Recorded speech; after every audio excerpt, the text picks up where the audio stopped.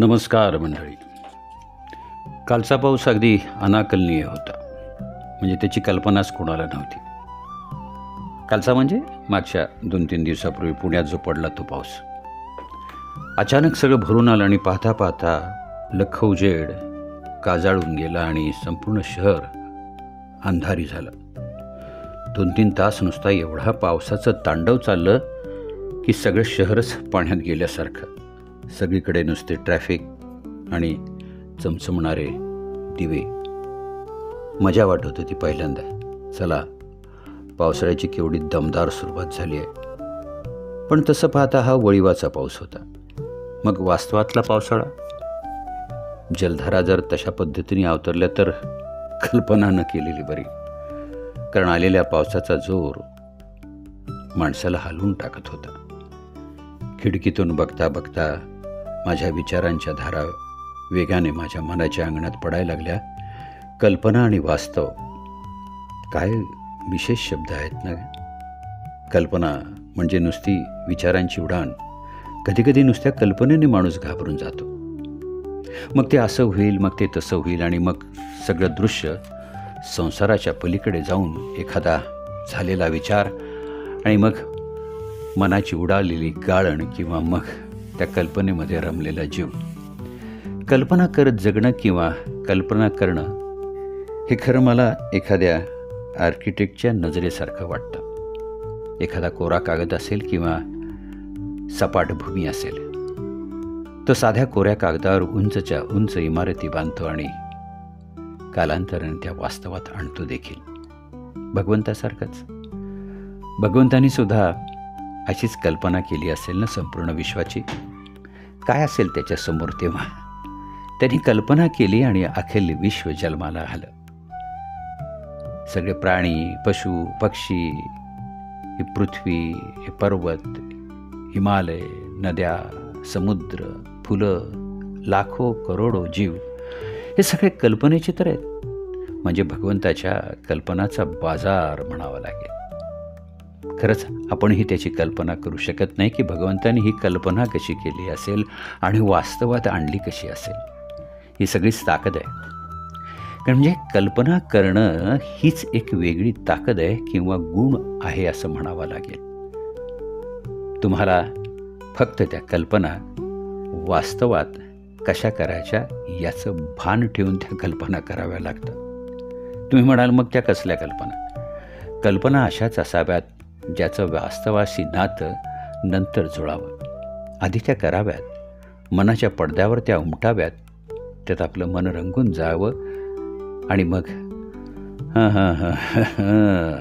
स्वप्नाच्या दुनियेत माणसाला रमता येतं, पण ते फार थोडा वेळ. कारण परिस्थिती त्याला त्याच्या कल्पना विश्वात जगू देत नाही. त्याचं ज्ञान, त्याची जाणीव, त्याची संगत त्याला या सुंदर गुणापासून कधीकधी दूर नेऊन उभी करते आणि सांगते अगदी ओरडून, उगाच कल्पना करू नकोस. जग मिथ्या आहे, सारा भ्रम आहे. जे दिसतं ते कालांतराने दिसणार नाही. तुला वाटतं की तू पाहतोयस, पण तू पाहायला शिल्लक राहणार नाहीस.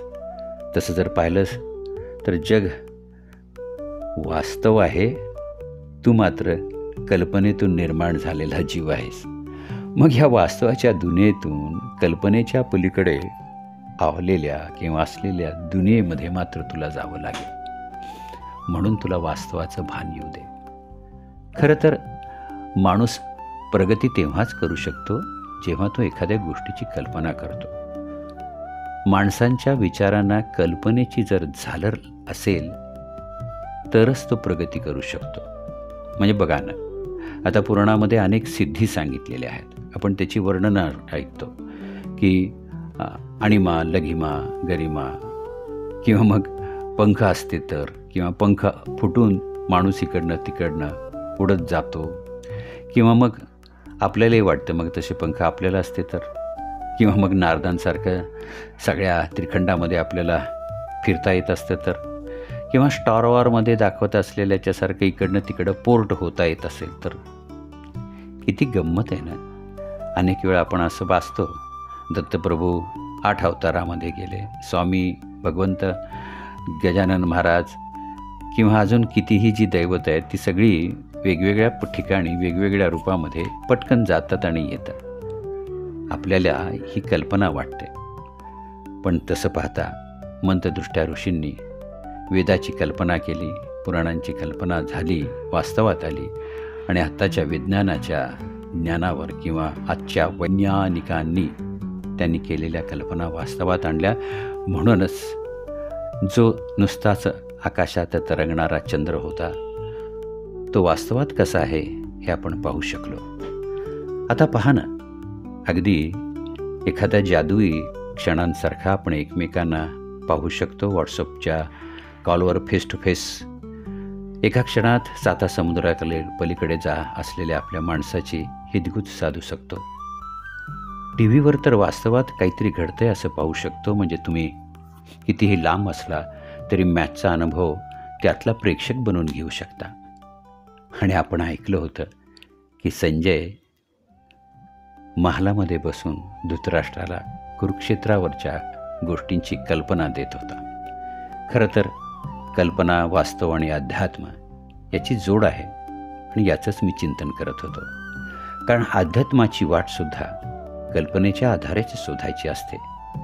कारण यातून जो मी दिसत नाही तो नक्की कोण आहे याचं वास्तव स्पष्ट होत जातं. आणि अध्यात्म या कल्पनातीत वास्तवाला, आपल्या चैतन्याला आपल्याच समोर उभं करतं. कारण कल्पना, वास्तव, अध्यात्म हे जीवनाचे 3 कोन आहेत. कल्पना विचारांना दिशा देते, वास्तव आपल्याला पायावर उभं करतं आणि अध्यात्म आपल्याला शांती देतं. या त्रिकोणाच्या साहाय्यानेच, म्हणजेच या त्रिमिती जगात तर आपण राहतो. कारण हे त्रिमितीचं जग हे खरं शक्तीचं स्वरूप आहे आणि याचा समतोल जर साधायचा असेल, या त्रिमिती जगतामध्ये जर आपल्याला तोल सांभाळून उभं राहायचं असेल, तर या त्रिकोणाच्या मध्यामध्ये असलेल्या एका बिंदूवर लक्ष द्यावं लागतं आणि तो बिंदू असतो नामस्मरणाचा. ते नाम घ्यावं लागतं. म्हणजे हा त्रिकोण हळूहळू फिरायला लागतो आणि परब्रह्मासारखा किंवा विश्वाच्या आकारासारखा तो दिसायला लागतो. म्हणून मित्रांनो, तुम्हाला जर या त्रिमिती जगताचा अनुभव घ्यायचा असेल, म्हणजे अर्थातच कल्पना, वास्तव आणि अध्यात्म या त्रिकोणातून ब्रह्माचं स्वरूप जाणून घ्यायचं असेल, तर नामाचा टिपका त्या त्रिकोणामध्ये लावा आणि त्याच्याकडे एकटक बघा.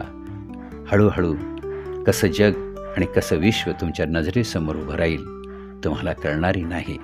प्रयत्न करायला काय हरकत आहे? त्याच्यासाठी जोड तीच आहे. जय श्रीराम, जय श्री स्वामी समर्थ. प्रयत्न तर करा.